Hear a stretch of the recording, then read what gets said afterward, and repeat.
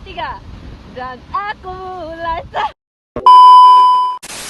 Salam sejahtera kepada ustazah dan rakan-rakan sekalian. Hari ini kumpulan kami akan membuat pembentangan yang bertajuk Etika Penggunaan Media Sosial dalam Kalangan Mahasiswa. Nama saya Shalin. Jadi untuk slide yang pertama ini merupakan latar belakang bagi tajuk pembentangan kami. Media sosial bermaksud platform digital yang membolehkan pengguna untuk berinteraksi dan berkongsi kandungan dengan orang lain melalui internet. Contohnya seperti Instagram, Twitter, Facebook dan juga TikTok. Media sosial juga menjadi sebahagian daripada kehidupan seharian mahasiswa untuk tujuan akademik, sosial dan hiburan. Mahasiswa pula bermaksud seorang yang sedang menimba ilmu dan berdaftar pada salah satu bentuk perguruan tinggi yang terdiri daripada politeknik, sekolah tinggi, institut hingga universiti dan lain-lain. Mahasiswa juga menggunakan platform media sosial sebagai sumber untuk mencari maklumat dan bahan pembelajaran untuk keperluan belajar di universiti. Bagi penyataan masalah, ramai mahasiswa menggunakan media sosial tanpa memikirkan implikasi etika yang membawa kepada penyalahgunaan platform digital. Media sosial memberikan pelbagai manfaat, namun timbul persoalan besar mengenai tahap kesedaran dan pematuhan mahasiswa terhadap prinsip etika ketika menggunakan platform tersebut. Terdapat 4 objektif kajian, iaitu yang pertama ialah menganalisis amalan penggunaan media sosial dalam kalangan mahasiswa dari sudut etika. Yang kedua ialah mengenal pasti isu-isu etika utama yang sering berlaku dalam kalangan pelajar universiti. Yang ketiga pula ialah meneliti prinsip-prinsip falsafah moral yang relevan dalam membimbing tingkah laku digital. Yang keempat pula ialah mencadangkan pendekatan falsafah untuk membentuk amalan penggunaan media sosial yang bertanggungjawab dan beradab. Terdapat 4 isu utama dalam penggunaan media sosial, iaitu yang pertama ialah penyebaran berita palsu dan fitnah. Kesahihan berita atau maklumat yang dikongsikan tidak dapat dipastikan benar atau palsu kerana penggunaan bahasa sebagai strategi komunikasi secara tidak langsung mampu mempengaruhi fikiran pembaca. Bagi penyebaran fitnah pula sering berlaku apabila seseorang memuat naik kenyataan atau ulasan yang bersifat hinaan, sindiran atau tuduhan tanpa bukti. Isu yang kedua pula ialah ucapan kebencian dan buli cyber. Kebebasan dalam media sosial sering disalahguna oleh segelintir mahasiswa untuk menyebarkan kata-kata berunsur penghinaan, perkauman dan diskriminasi terhadap individu. Dalam kalangan mahasiswa, buli cyber boleh berlaku melalui komen negatif, hinaan terbuka dan lain-lain yang bertujuan untuk menjatuhkan imej seseorang. Bagi isu yang ketiga pula ialah kecanduan media sosial dan kesihatan mental.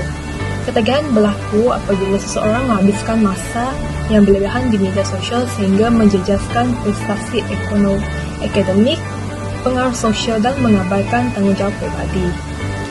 Media sosial memberi kesan secara langsung kepada kesihatan mental di mana mahasiswa mengalami tekanan dan kebimbangan akibat pembandingan sosial dengan kehidupan orang lain yang nampak sempurna di media sosial.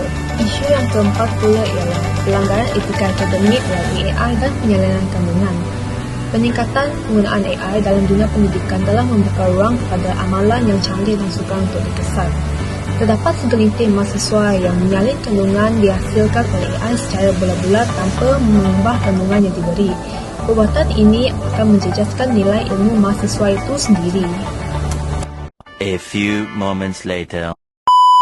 Nama saya Katina. Seterusnya saya akan meneruskan pembentangan kita dengan membincangkan perspektif falsafah terhadap etika digital, terutamanya dalam kalangan mahasiswa. Kita semua tahu media sosial adalah sebahagian daripada kehidupan harian kita. Tapi adakah kita pernah bertanya kepada diri kita, adakah apa yang kita buat di media sosial itu betul dari sudut moral? Dan di sinilah kita akan belajar kepentingan falsafah. Pertama ialah realisme. Menurut Bentham dan Mill, sesuatu tindakan dianggap etika jika ia membawa manfaat kepada ramai. Jadi sebelum kita buat sesuatu, fikir dahulu adakah yang memberi kesan positif atau negatif kepada orang lain. Seterusnya, deontologi oleh Immanuel Kant. Pendekatan ini menekankan prinsip moral. Contohnya, kejujuran dan hormat privasi. Jadi, walaupun satu post itu nampak menarik, kalau ia langgar prinsip, kita patut elakkan. Ketiga, etika kebajikan daripada Aristotle. Beliau tekankan pembentukan watak baik melalui kebiasaan. Media sosial boleh jadi tempat kita pupuk sabar, amanah dan budi bahasa, bukan tempat untuk kita melepaskan kemarahan atau sindir-menyindir. Akhir sekali, etika Islam. Islam sangat menekankan adab dalam komunikasi. Kita dilarang mengumpat, menyebar aib dan dituntut untuk semak dulu maklumat sebelum kongsi maklumat di media sosial. Ini dinamakan prinsip tabayun. Jadi, etika Islam selari dengan keperluan digital hari ini. Cabaran etika dalam kalangan mahasiswa.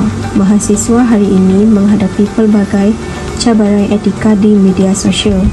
Pertama, kekeliruan antara hak bersuara dan penghinaan. Ramai yang menggunakan alasan ini untuk mendapat kebebasan bersuara dengan menyalahgunakan seperti mengutuk atau menghina orang lain. Kedua, algoritma dan ruang gema. Kita semakin terperangkap dalam bubble pandangan sendiri dan suka untuk menerima pendapat yang berbeza daripada orang lain. Ketiga, tekanan citra kendiri. Media sosial buat kita rasa perlu nampak sempurna. Ini boleh sebabkan stres dan perbandingan sosial yang tidak sihat. Keempat, normalisasi. Kandungan tak beretika. Banyak konten viral yang tak sopan menjadi ikutan sebab ingin menjadi popular. Dan kelima, kurangnya pendidikan nilai. Ramai yang celik teknologi tapi tak cukup pendedahan tentang tanggungjawab moral di media sosial. Kesimpulannya di sini, sebagai mahasiswa, kita bukan sekadar pengguna media sosial. Kita juga membentuk budaya digital. Etika bukan hanya soal undang-undang tetapi soal nilai, akhlak dan tanggungjawab. Bila kita faham falsafah di sebalik etika digital, kita akan lebih matang dalam berkongsi, menilai dan berinteraksi dalam talian. Hai, nama saya Veronica dengan student ID 2025369139. Hari ini saya ingin membentangkan cadangan pendekatan etika berdasarkan falsafah. Focus, focus, focus, focus. Yang pertama ialah pendidikan etika digital berasaskan falsafah dan agama. Pendidikan etika digital ini bertujuan membentuk akhlak dan nilai moral dalam penggunaan teknologi. Akhlak pula adalah sifat dalam jiwa yang mengarahkan tindakan secara semula jadi. Dalam Islam, nilai seperti amanah dan kejujuran menjadi asas integriti akademik di universiti. Kedua, ialah kempen literasi maklumat dan tanggungjawab cyber. Kempen ini penting untuk membentuk mahasiswa yang bertanggungjawab menggunakan maklumat dan teknologi digital. Ia menekankan keselamatan data dan penggunaan media sosial secara berhemah. Sikap masyarakat terhadap pengawasan cyber berbeza antara perlindungan keselamatan dan privasi. Yang ketiga ialah pemantapan jati diri mahasiswa. Jati diri mahasiswa perlulah diperkukuh agar kekal beretika. 3 pendekatan etika falsafah yang boleh dijadikan panduan ialah deontologi, utilitarianisme dan eudaimonia. Namun jati diri bahasa Melayu semakin pudar kerana terlalu fokus kepada bahasa Inggeris di universiti. Kesimpulannya, etika penggunaan media sosial oleh mahasiswa amat penting dalam membentuk persekitaran digital yang sehat. Walaupun media sosial membawa banyak manfaat, penyalahgunaannya boleh menimbulkan kesan negatif. Oleh itu, kesedaran etika perlu diperkukuh melalui pendidikan, kempen kesedaran, dan garis panduan rasmi. Pensyarah, konselor, dan mahasiswa sendiri memainkan peranan penting dalam memastikan interaksi digital beretika dan bertanggungjawab. Itu saja dari saya. Terima kasih. Somebody gonna match my